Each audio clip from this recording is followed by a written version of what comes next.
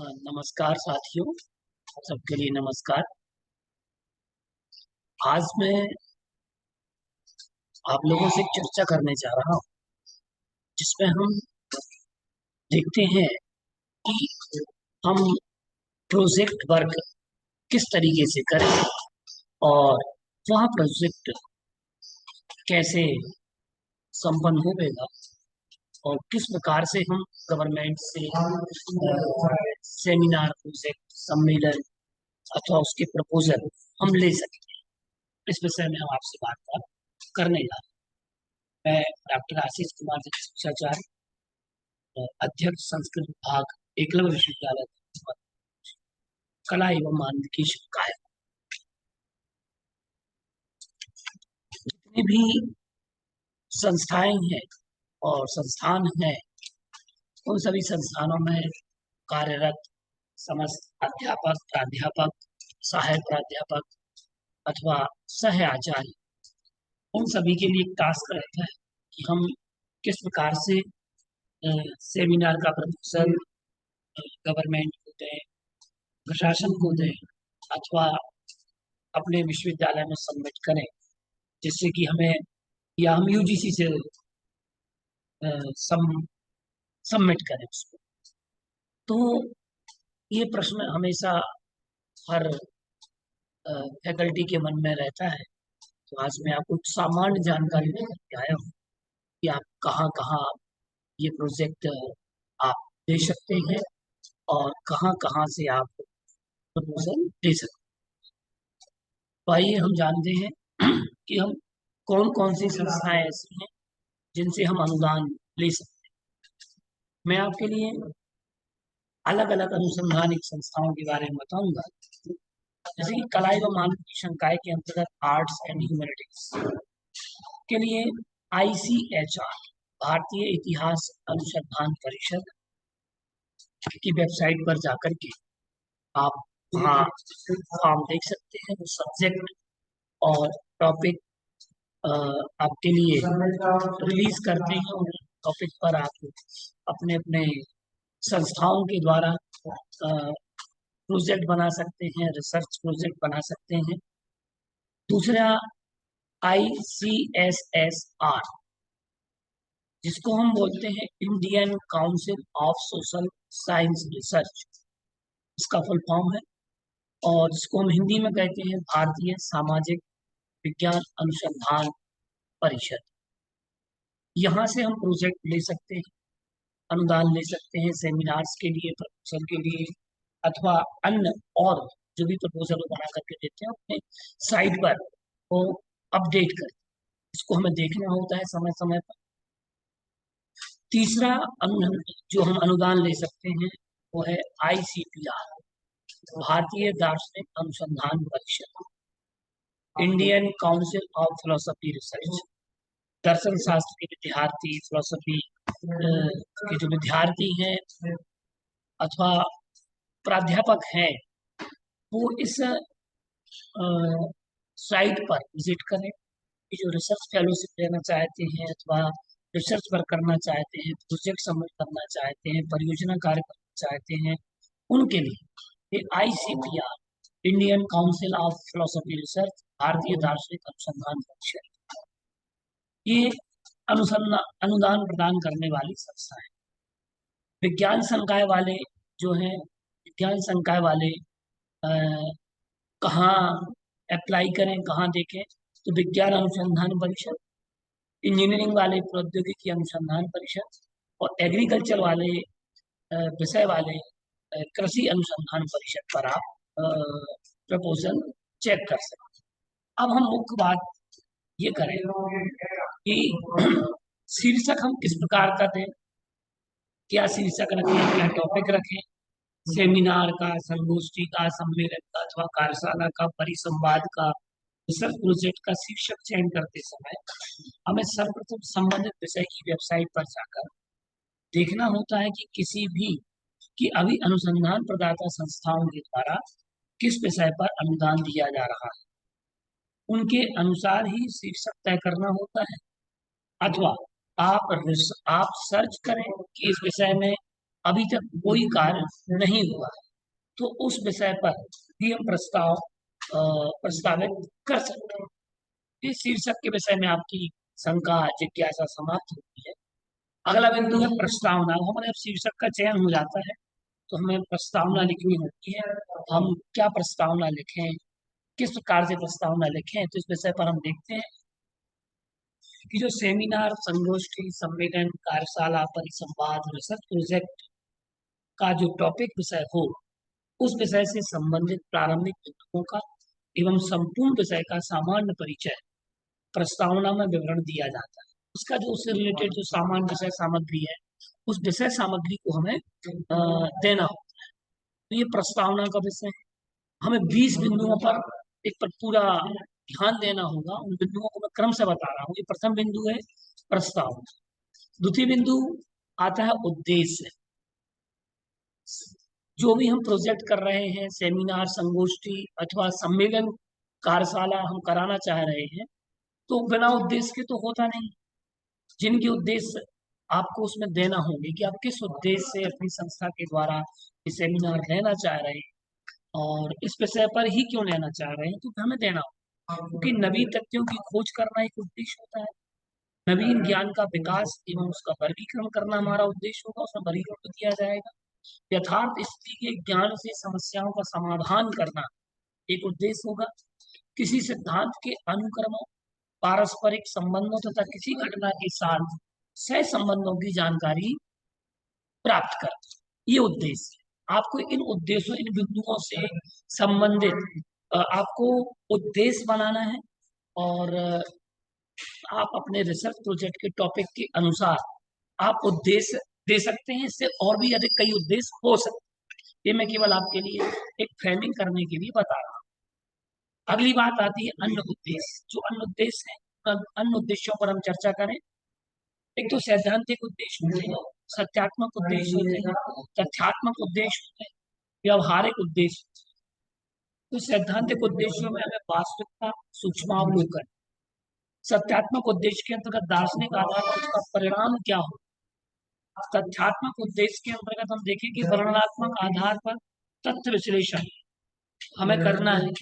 व्यवहारिक उद्देश्य के अंतर्गत हम उसकी संस्कृति, संघर्ष, आधुनिकीकरण, सामाजिक नियंत्रण और सामाजिक सहकार हम दे सकते हैं।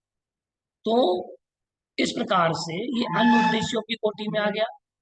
अब हम बात करते हैं मुख्य विषय का विवरण।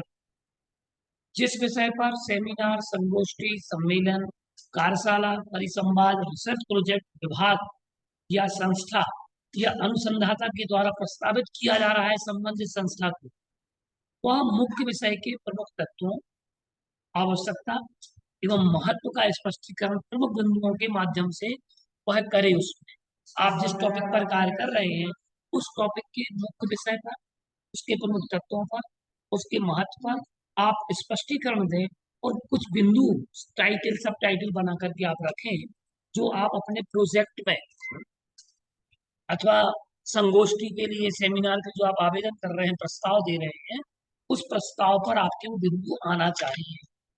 अगली हम बात करें शीर्षक चयन का कारण। किस प्रकार से आप शीर्षकों का चयन कर सकते हैं, तो इसके कारण एवं उसके परिणामों पर विचार किया जाएगा। शीर्षक चयन का कारण क्या है, परिणाम क्या होंगे इसके, और उस पर विचार आपको देना होंगे अपने खुद के। वो आपके क्षेत्रीय हो सकते हैं, विषयगत हो सकते हैं, और उसका आउटपुट फाइंडिंग क्या होगी, समाज के लिए उपादेयता क्या होगी। क्षेत्र के आधार पर आप जिस प्रकार का आपका टॉपिक है, उस टॉपिक का क्षेत्र क्या है, रिसर्च का एरिया क्या है, वो रिसर्च एरिया को आप देखते हुए आप शीर्षक चयन का आप कारण दे सकते हैं। वो कारण आपको बनाना हो। जैसे कि हम माइग्रेशन पर काम कर रहे हो, पलायन पर काम कर रहे हैं, तो हमें मुख्य रूप से कारण देना होगा कि आपके क्षेत्र में आदिवासी लोगों का पलायन क्यों हो रहा है। क्या आय कम है, आय के साधन कम है, अथवा कृषि आधारित आपकी अर्थव्यवस्था है, या आपके यहाँ लघु उद्योग, कुटीर उद्योगों की स्थापना नहीं हो रही। तो इस ये आपका क्षेत्रीय आधार पर आप उद्देश्य दे सकते हैं चयन का कारण। विषयगत आधार, सामाजिक, आर्थिक, राजनीतिक, सांस्कृतिक, धार्मिक परिस्थितियां, इन विषयों के आधार पर आप शीर्षक चयन में उसको जोड़ सकते हैं। आउटपुट क्या होगा उसका? माइग्रेशन पर आप काम कर रहे हैं अथवा इतिहास पर आप काम कर रहे हैं, भारतीय आधुनिक इतिहास बन रहा है साहित्य का, तो जो आगे जाकर के इतिहास बनेगा, तो आप क्यों आपने ऐसा शीर्षक चयन किया है, वो आपको फाइंडिंग आपको देना हो। इसके बाद आती है शोध पत्र, रिसर्च पेपर। जो भी हम प्रस्ताव बनाए, उस प्रस्ताव पर कई संस्थाएं 10-10 रिसर्च पेपर अर्थात पूर्ण शोध पत्र मांगते हैं। उसकी डिमांड होती है कि आप इन विषयों से संबंधित रिसर्च पेपर आप खुद संबंधित विषय के विशेषज्ञों से आप समझें। तो यहाँ संबंधित विषय से जो शोध पत्र हैं वो पूरे के पूरे शोध पत्र, 8 शोध पत्रों की आवश्यकता होती है। अतः जो हम प्रस्तावक है, प्रस्तावक विषय विशेषज्ञों से संपर्क करके उन्हें समय से विषय आवंटन कर शोध पत्र लेखन की स्वीकृति प्राप्त करना होगी। ये स्वीकृति पत्र, आमंत्रण पत्र, ये सभी की कॉपी आपको लगेगी। इसके बाद में हम देखते हैं शोध पत्र के सारांश। केवल पूरे शोध पत्र 8 लगते हैं, उन 8 शोध पत्रों के शोध सारांश भी हमें चाहिए पड़ेंगे, क्योंकि कई विभाग ऐसे हैं जो केवल शोध सारांश ही मांगते हैं और कई ऐसे हैं जो पूरे के पूरे शोध पत्र, कंप्लीट शोध पत्र मांगते हैं आवेदन में, प्रस्ताव। तो आप उन 8 प्रस्तावित शोध विषयों का शोध पत्रों को भी कलेक्ट करें, संपर्क करें विद्वानों से, संबंधित विषय के विशेषज्ञों से, और उनके शोध सारांश अवश्य बुला करके रखें। उनकी आवश्यकता पड़ती है। 11वें बिंदु के बाद में हम करें उप विषयों का सूचीकरण। मुख्य विषय के अतिरिक्त हमारे लिए अ, जो प्रस्तावक है, आवेदक है अथवा आवेदित संस्था है, उस संस्था में प्रपोजल, प्रस्ताव देने के लिए 50 उप विषयों की सूची बनाना होती है, 8 विषयों को छोड़कर। अर्थात कुल मिलाकर के 58 या 60 के समथिंग हमारे लिए उप विषयों की सूची। जो विषय आपने लिया, मान लो आपने समाधि लिया, तो समाधि पर, अथवा नवनिर्मित पाषाण जिनालयों पर, अथवा आपने जैन मनोविज्ञान पर, जैन भूगोल पर, अथवा वृष्टि विज्ञान पर, अथवा संस्कृत साहित्य में वृष्टि विज्ञान, आपने इस टॉपिक पर कार्य किया, अथवा जैन भूगोल पर कार्य कर रहे हैं, तो आपको उस मुख्य विषय से संबंधित, या आप हिंदी साहित्य के आधुनिक इतिहास पर, संस्कृत साहित्य के आधुनिक इतिहास पर, अथवा आप दर्शन शास्त्र पर कोई काम कर रहे हैं, तो उस विषय के मुख्य विषय से संबंधित जो उप विषय हैं, ऐसे 50 उप विषयों का सूचीकरण हमें पहले से करना होगा। और 8 विषयों का तो पहले से है ही मुख्य विषयों से संबंध। तो कुल मिलाकर के 58, 60, और जो फॉर्मेट हो उस फॉर्मेट के अनुसार आपको करना होगा। अब विषयों की जब सूचीकरण हो जाए, तो फिर विषयों के अनुरूप हमें विषय विशेषज्ञों से संपर्क करना होगा। ये अगला बिंदु आता है। इसमें प्रस्तावित सेमिनार में, संगोष्ठी में, सम्मेलन में, कार्यशाला में, रिसर्च प्रोजेक्ट के मुख्य और उप विषयों के आधार पर 50 विशेषज्ञों की सूची निर्मित करना है, सूचीकरण करें। उनके आमंत्रण पत्र, शोध पत्र के विषय सहित संस्था के विभागीय लेटर पैड पर, लेटर हेड पर प्रिंट निकालकर उनके ईमेल अथवा पत्राचार के पते पर प्रेषित करें। भेजे गए आमंत्रण पत्र के उपरांत उनसे संस्था के ईमेल अथवा पत्राचार के पते पर उनके स्वीकृति पत्र बुलवाएं। उनके प्रिंट निकाल करके आप रखें, फाइलिंग करें। विषय विशेषज्ञों की सूचीकरण करने के लिए उनके पत्राचार का पता, ईमेल, संपर्क सूत्र, शोध विषयों सहित जानकारी का सूचीकरण 2 प्रकार से करें। एक विषय से सहित और विषय रहित संपर्क एवं पत्राचार, जिससे आपको आगे सुविधा होगी। उस सुविधा के लिए आप ऐसा सूचीकरण आपको करना नहीं पड़ा। 13वें बिंदु के बाद हम देखें प्रतिभागियों का सूचीकरण करना है। केवल विषय विशेषज्ञों को नहीं बुलाना है, विषय विशेषज्ञों के अतिरिक्त आपके लिए अ, प्रतिभागियों का सूचीकरण भी करना है, क्योंकि देखिए संस्था में जब हम कोई सेमिनार करते हैं तो ऐसे कई लोग हैं जो शोधार्थी हैं अथवा शोध कर चुके हैं, उनकी रुचि रिसर्च में होती है, शोध में होती है, और वो आने के इच्छुक भी होते हैं, और उन्हें शोध पत्र प्रकाशन का भी एक अच्छा अवसर मिल जाया करता है। और शोध से और ऐसे सेमिनार्स अटेंड करने से, प्रोजेक्ट करने से उनके जीवन में एक विशेष उनको लाभ प्राप्त हो। उस अपेक्षा से हमें उनसे प्रतिभागियों का सूचीकरण जो विषय से संबंधित हो उन्हें सूचित करें, अथवा आप अपने विश्वविद्यालय के अलग अलग विभागों में भी हम प्रतिभागियों को सूचित कर सकते हैं कि हमारे विभाग में इस विषय पर प्रोजेक्ट, सेमिनार, कार्यशाला, सम्मेलन अथवा परिसंवाद हो रहा है, इसमें आप आमंत्रित हैं, प्रतिभागिता आप करें। ऐसे 60 प्रतिभागियों की सूची में तैयार करना, 30 प्रतिभागी उसमें आंतरिक और 30 बाहर, बाहर के 30 हों। अगर हम इंटरनेशनल करते हैं तो इंटरनेशनल में हमें भारत के अतिरिक्त अन्य देशों के भी शोधार्थी रिसर्च स्कॉलर्स के लिए हमें आमंत्रण करना होता है, उनकी सूचना पहुंचा करके उनको जोड़ना हो। तो इसमें 30 प्रतिभागी आपके खुद की संस्था के अथवा संस्था के आसपास के हो, 30 प्रतिभागी बाहर के।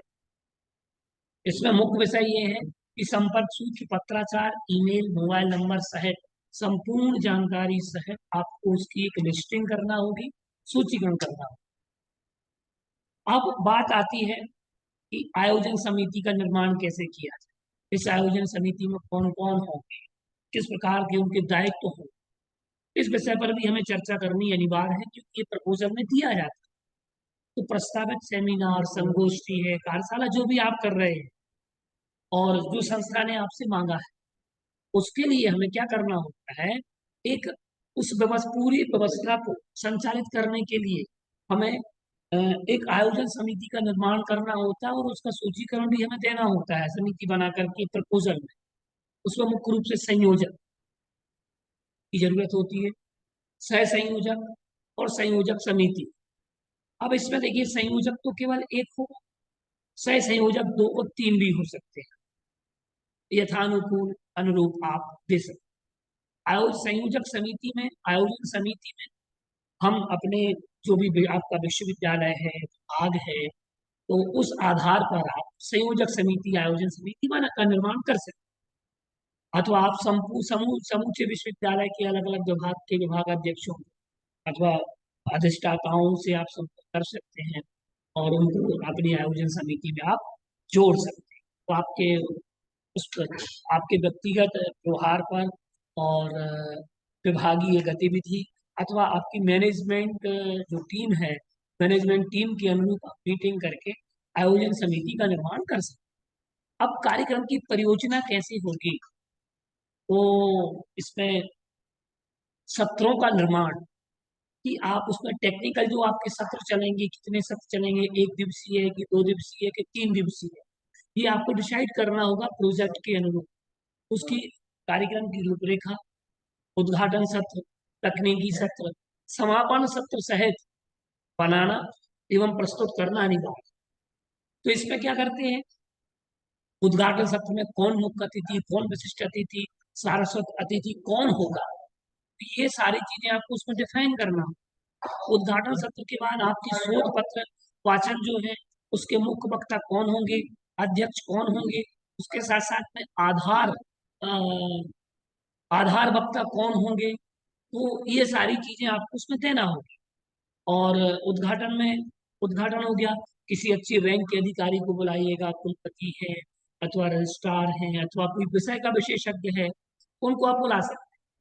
तकनीकी सत्र हमें बनाना होते हैं कि दिनचर्या, कब नाश्ता होगा, कब स्वल्पाहार, कब भोजन, कब चाय, कब नाश्ता, आदि आदि, ये सारी चीजें उसमें सत्र वाइज आपको देना हो।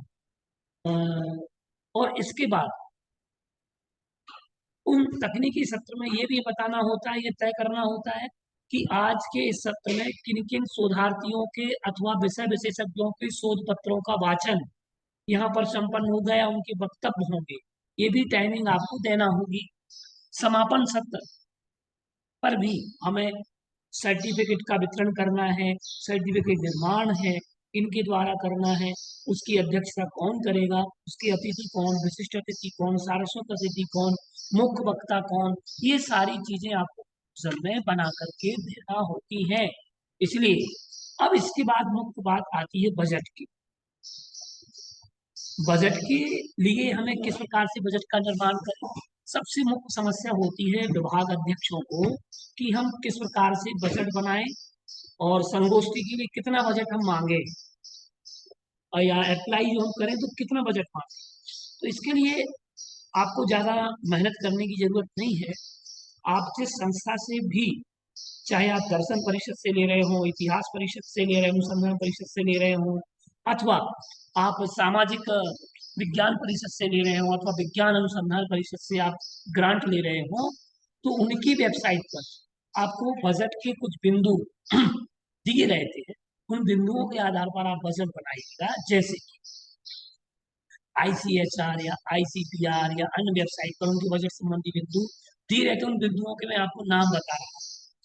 एक तो यात्रा का बजट, आवास व्यवस्था, स्थानीय ट्रांसपोर्ट का, ये पॉइंट है उस बजट के। स्थानीय ट्रांसपोर्टिंग में क्या खर्च होगा, कैटरिंग, भोजन, स्वल्पाहार, चाय, ये कैटरिंग के लिए बजट उसमें बिंदु तय होता है। सेमिनार, कॉन्फ्रेंस मटेरियल, जिसमें कि आपके मुख्य आपके लिए जो फोल्डर बनाना होते हैं, उस फोल्डर की प्रिंटिंग का क्या खर्च पड़ रहा है, और जो हम वितरण करेंगे उसका फिर प्रिंटिंग खर्च क्या है। पूरी स्टेशनरी से संबंधित जो भी मटेरियल है उसका खर्च उसमें दिया जाएगा। टाइपिंग, प्रिंटिंग, फोटो, प्रोग्राम और एक्सपेंडिचर, जैसे कि सभागार, जिस सभागार से आप करेंगे, स्थान, उस स्थान की बुकिंग उसके अंतर्गत आएगी। फोटोग्राफी की अब आएगी, वीडियोग्राफी आप करवाएंगे, फ्लैक्स, बैनर, साउंड, ये सारी व्यवस्थाएं जो बिंदु हैं, ये सब बजट के बिंदु हैं। इन बिंदुओं को आप वेबसाइट से आप डाउनलोड कर सकते हैं और आप देख सकते हैं, आपको बहुत सहायता। इसके अतिरिक्त हमें बायोडाटा लगाना होता है, CV, मुख्य विशेषज्ञों एवं संयोजकों के बायोडेटा, जिसमें उनकी अकादमिक एवं शैक्षणिक गतिविधियों की और अन्य जानकारियां, संपूर्ण जानकारी उसमें दी गई हो, तो हमें वो लगाना हो। इसके अलावा संस्था के प्रमुख प्रपत्र जो लगते हैं, आवश्यक होते हैं, मांगे जाते हैं। अधिकांश अ, अ, संस्थाएं ये सारी चीजें डॉक्यूमेंट मांगती हैं, उसके बाद अनुदान देती है पूरा वेरीफाई करने के। विश्वविद्यालय, महाविद्यालय, अनुसंधान केंद्र आदि का पंजीयन पत्र, इनका मान्यता प्रमाण पत्र, आदेश, PAN card, account detail, cancel cheque एवं अन्य आवश्यक दस्तावेज जो संस्था के प्रमुख प्रपत्र होते हैं और ये मांगे जाते हैं मुख्य रूप से। इसके अतिरिक्त भी कई संस्थाएं और भी डेटा मांगती हैं, आपके एकेडमिक ईयर का भी डेटा मांग लेती हैं, वो भी हमें सबमिट करना है। पंजीयन पंजी, ये अब मैं आपको बता रहा हूँ कि आपके लिए जब आपका सैंक्शन हो जाता है ग्रांट, तो उसके बाद आपको एक पंजीयन पंजी बनाना हो। प्रस्तावित सेमिनार में विशेषज्ञों प्रतिभागियों के पंजीयन प्रपत्र, पंजीयन रजिस्टर का बनाना आवश्यक होता है। ये आपको जब आप बजट लास्ट मोमेंट में सबमिट करते हैं, उसमें सूची मांगी जाती है प्रतिभागियों की, अथवा जो आए हैं उनकी सूची का मांगा जाता है। तो उसके लिए आपको बहुत सहायता करेगा ये बिंदु। तो आपको एक पंजीयन पंजी बनाना है, जिसमें आपको सारी डिटेल्स बिंदुवार आपको लिखना है, नाम, पता, कौन से विश्वविद्यालय से, विभाग से, संस्था से आप आए हैं, और क्या शिक्षा है, आपका टॉपिक क्या है रिसर्च पेपर का, या आप श्रोता हैं, वक्ता हैं, ये सारी चीजें उसमें मेंशन होंगी। ठीक है ना। और उपस्थिति पंजी भी जैसे आपने वो बनाया, अब इसमें आगंतुक जो है उनके विषय विशेषज्ञों प्रतिभागियों के हस्ताक्षर, दिनांक, सत्र, क्रम के अनुसार उपस्थिति पंजी बनाना अनिवार्य है। सत्य, कभी कई बार सत्य क्रम के अनुरूप भी पंजी बनाई जाती है, जिससे सरलता होती है और आपको रिपोर्टिंग करने में भी सरलता होगी। अगर आप सत्र क्रम से पंजी बनाएंगे तो आपको उनकी रिपोर्टिंग करने में इजी, आप बहुत सरलता से आप बना लेंगे। इसके बाद बात आती है प्रतिवेदन। तो प्रतिवेदन में रिपोर्ट तैयार करना, जिसमें समस्त सत्रों के संचालक, अध्यक्ष, मुख्य अतिथि, विशिष्ट अतिथि, सारस्वत अतिथि, शोध पत्रों का वाचन करता, उनके सारांशों की जानकारी, आभार ज्ञापन आदि बिंदुओं का समावेशन होना आवश्यक है उस पूरे प्रतिवेदन में। बनाया जाता पूरी रिपोर्ट, आपके पूरे सत्रों की, जितने सत्र आपके चले उन समस्त सत्रों की, समस्त जो कालांश आपके चले उन समस्त सत्रों की रिपोर्टिंग करना आवश्यक होती है। बात आती है फाइलिंग की।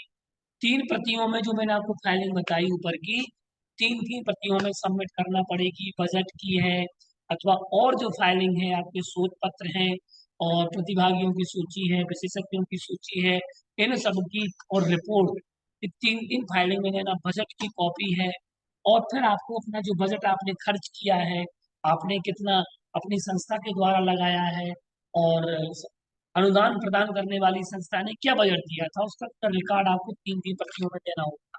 इसके अतिरिक्त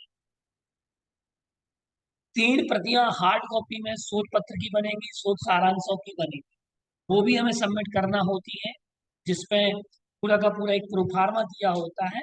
तो इस प्रकार से हमने आज ये जाना कि हम किस प्रकार से रिसर्च प्रोजेक्ट ले सकते हैं और रिसर्च प्रोजेक्ट को हमें करने के लिए क्या क्या बिंदुओं की आवश्यकता होगी। तो मैंने आपके लिए करीब 23 बिंदुओं में से 21 बिंदु आपको हमने बताए, इनको मैं एक बार और रिवाइज करना चाहूंगा।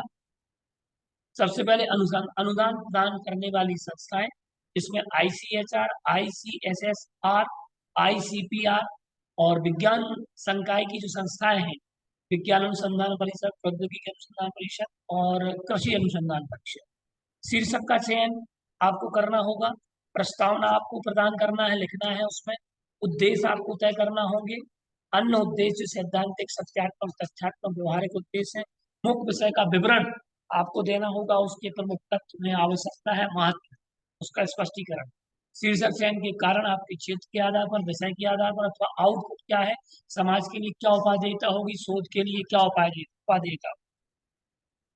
रिसर्च पेपर की पूर्ण पूर्ण रिसर्च पेपर 8 चाहिए पड़ते हैं, 8 से 10 के बीच में मांगते हैं, और विषय विशेषज्ञों की सूची और शोध सारांश भी उतने ही चाहिए। इसके अतिरिक्त उप विषयों की सूची, मुख्य विषय के अतिरिक्त 50 और 8 जो हो चुके हैं वो अलग, कुल मिलाकर 58 और 60 विषय विशेषज्ञों का सूचीकरण चाहिए पड़ता है, उनकी कुल जानकारी के साथ। प्रतिभागियों की सूची हमें चाहिए पड़ती है, जिसमें आंतरिक और बाहर का विचार आपको करना पड़ेगा। आयोजन समिति आपको निर्माण करनी है, संयोजक, सह संयोजक और आयोजन समिति। कार्यक्रम की परियोजना क्या होगी, जिसमें आपके लिए कार्यक्रम लेखा आपको देना है, उद्घाटन सत्र से लेकर के समापन सत्र तक, और तकनीकी सत्रों की जानकारी आपको देना है, ये अनिवार्य है। बजट आपको देना है, बजट के बिंदु हमने आपको बताए हैं, यात्रा, आवास, स्थानीय ट्रांसपोर्ट, कैटरिंग, भोजन, स्वल्पाहार, conference material, typing, printing, photo programme, expenditure जिसमें सभागार, बुकिंग, फोटोग्राफी और videography, flex banner, sound design. Biodata चाहिए हमें आयोजन समिति का, और विषय विशेषज्ञों की कुछ बायोडेटा भी कई संस्थाएं मांगती हैं। संस्था के प्रमुख प्रपत्रों में संस्था की मान्यता और पंजीयन से संबंधित प्रपत्र, आदेश, उनका पैन कार्ड, संस्था का अकाउंट डिटेल, कैंसिल चेक एवं अन्य दस्तावेज। आपकी सहयोग के लिए पंजीयन सूची पंजी बनाना है, उपस्थिति पंजी आपको निर्माण करना है, प्रतिवेदन भी आपको 3 कॉपियों में निर्मित करना है, फाइलिंग भी आपको 3 कॉपी में करना है। इस प्रकार से हमने आपको एक रिसर्च की जानकारी, आपको मैंने पूरे प्रोजेक्ट किस प्रकार से आप कर सकते हैं उसके लिए मैंने आपको जानकारी दी। मुझे पूरा विश्वास है कि ये वीडियो आप लोगों के लिए सहायक होगा और ये वीडियो आप अन्य लोगों तक पहुंचाएं, ताकि उनको भी इस विषय के बारे में जानकारी हो, वो भी अपने विभाग की ओर से प्रोजेक्ट बहुत अच्छे जल्दी से निर्माण करके समय के साथ एक समयावधि में आप सबमिट कर सकें। इसलिए मैंने ये वीडियो आप लोग के लिए निर्मित किया। मैं पुनः नमस्कार करता हूँ। डॉक्टर आशीष कुमार, जन शिक्षाचार्य, अध्यक्ष, संस्कृत विभाग, एकलव्य विश्वविद्यालय दमोह, मध्य प्रदेश, कला एवं मानविकी संकाय। तो इस प्रकार से आपने ये जानकारी कलेक्ट की। नमस्कार।